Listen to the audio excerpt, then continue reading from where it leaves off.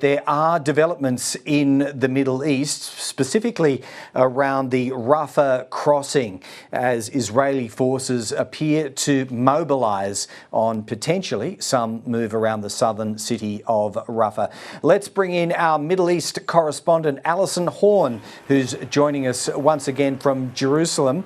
Yes, this is really emerged in very recent hours, hasn't it? Alison, what's contained in the Israeli statement and what does it mean for so many packed into sections of Rafah? Good afternoon, Greg. I've just hopped out of a military briefing with Israel's military. They've confirmed to us that the Israeli military has now taken control of the Palestinian side of the Rafah border crossing. So this is the Gaza side. The Rafah crossing is the main border between Egypt and Gaza. It's where the majority of the humanitarian aid that's been going into Gaza has been going through. And also the movement of some Palestinians out of Gaza as well, people who have got permission to leave Gaza. They have been crossing through that area as well, but that is now under Israeli military control. There are now tanks that are surrounding that area, and the military has confirmed that ground forces are also on the ground. They say that their forces are searching the area. We have seen some videos of gun battles that have been taking place.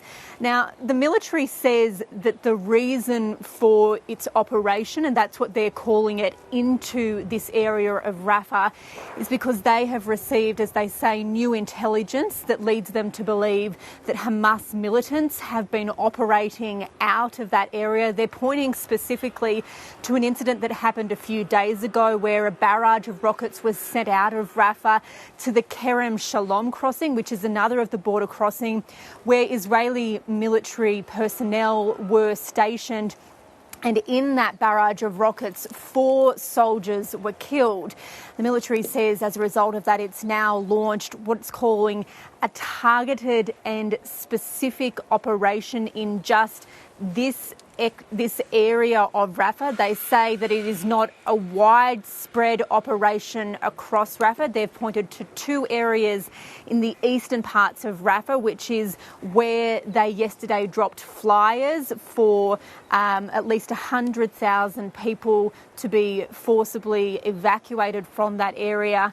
And they say that they now have control of those areas, but they won't speculate as to whether or not this could lead to a further ground invasion across the entirety of Rafah. And do we have any understanding yet, Alison, how responsive the local population was in those sections of Rafah to the messaging, be it electronically or the dropping of flyers? Has there been much movement of people since those warnings first emerged about 24 hours ago now?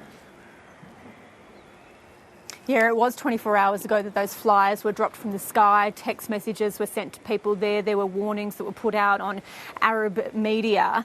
The military says that the vast majority of people who were told to leave have actually left that area. They say that there are still some people that have remained in the eastern Rafah sections, but they are saying that most of the people have left from those areas that the military has designated as potential zones where there will be military action now.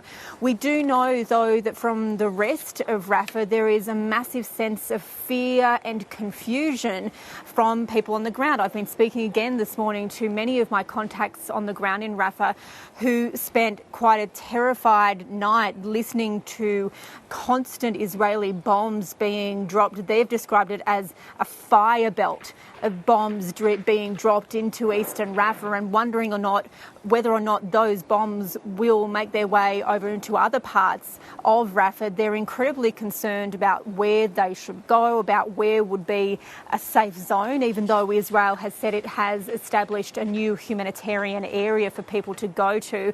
What I'm being told from contacts on the ground is they don't necessarily trust the messaging from the IDF because in previous instances in this war, the IDF has established safe zones, including Rafah, only to go and drop bombs in those areas. So people are cautious and scared about trying to move. They don't know where they should go. And what they've said to me is that they feel like any decision, the wrong decision, could cost them their lives.